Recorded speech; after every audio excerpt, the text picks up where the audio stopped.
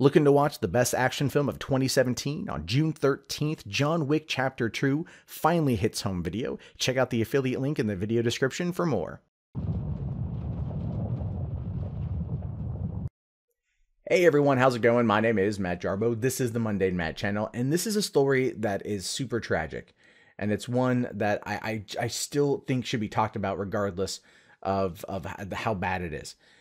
So yesterday, Thursday, the 18th of May, 2017, in Jackson, Mississippi, a woman by the name of Ebony Archer pulled into a Kroger grocery store slightly after midnight in her silver Camry. She left the car running, ran inside to go get some food, and in the few minutes she was gone, her car was stolen.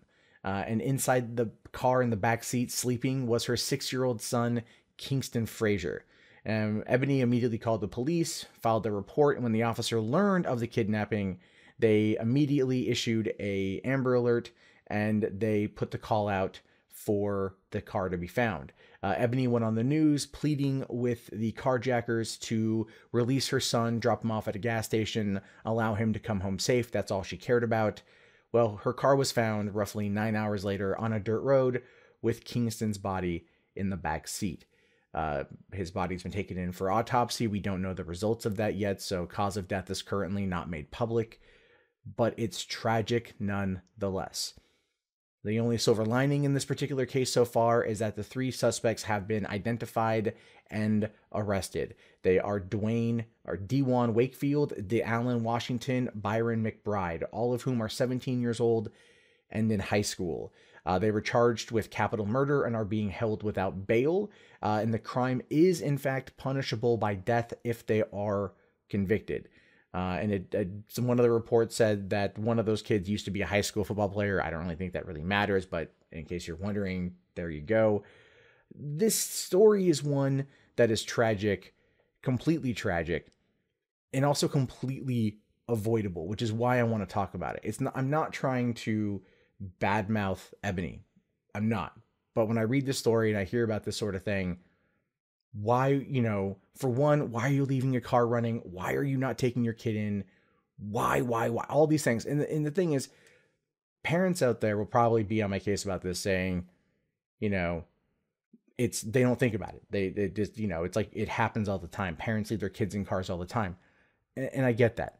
And I'm not saying like I've done anything differently. I've left my car running as I ran inside to go get a pack of cigarettes and a Red Bull before going to work, but I'm right there at the convenience store. I can see the car. You know what I mean? Like, I look at a story like this and I think to myself, this is such a word of warning for anyone out there. It's like, don't leave your, when you go to a Walmart and it says like, don't leave your items unattended in your car. Generally they're talking about purse or wallet or computer, whatever else, but it really does also apply to kids. But the thing is, these kids were, these teenagers, these alleged killers at this point were found very quickly. They were arrested later on in that day. There's security camera footage of the Kroger parking lot of them, pulling up in another car, one of them getting out, taking the Camry, and they probably didn't know that the kid was in the back seat. And they probably didn't realize that for a while. And it's one of those situations where they probably reacted. Now, I'm not justifying it, nor am I apologizing for them. No, they're evil for what they did. It's an evil act that should be treated as such. But it's also 17-year-olds, adrenaline, fear.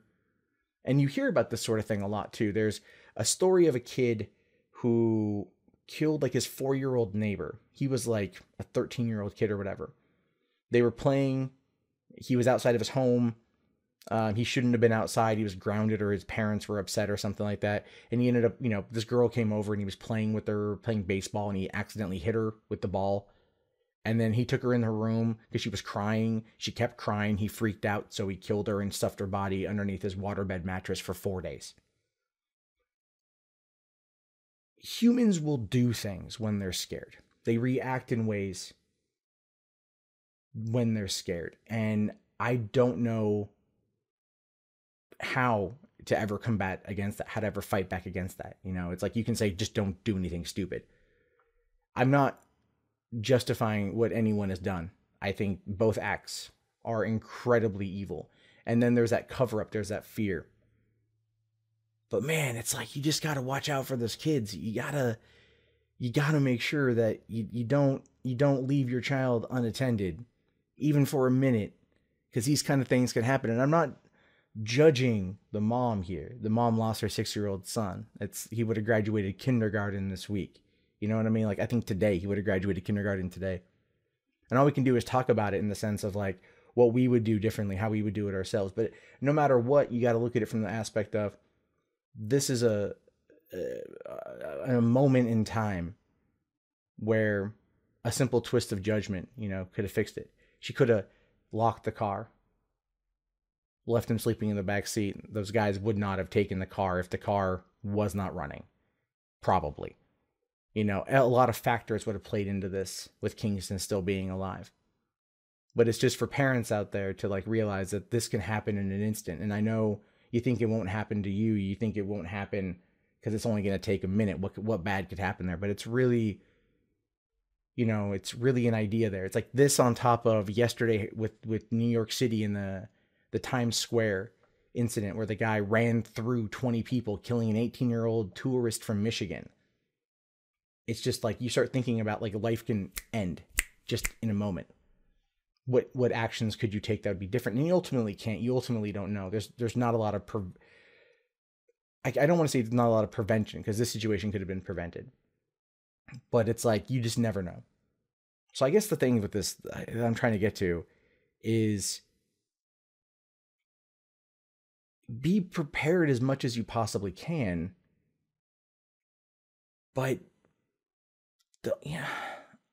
I just feel bad. I feel bad for Ebony Archie in this case. I feel really bad for her because it's something she has to live with for the rest of her life.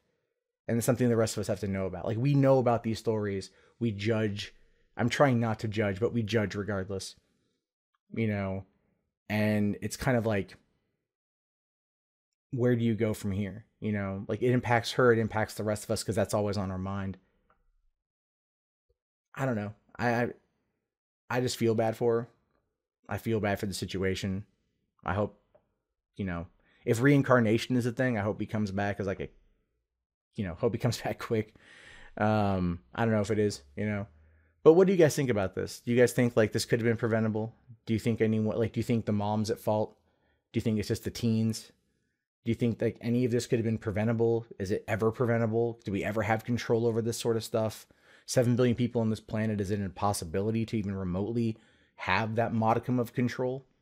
Or is it all just through minor bits of prevention that might alter a path that could have happened? I don't know. Just curious to know your guys' thoughts about this. Let me know in the comments below. My name is, of course, Matt Jarbo. This is the Mundane Matt Show, or Mundane Matt channel. I will talk to you guys later. Have yourself a good day. And just remember that tell your loved ones that you love them, because anything could happen. Peace.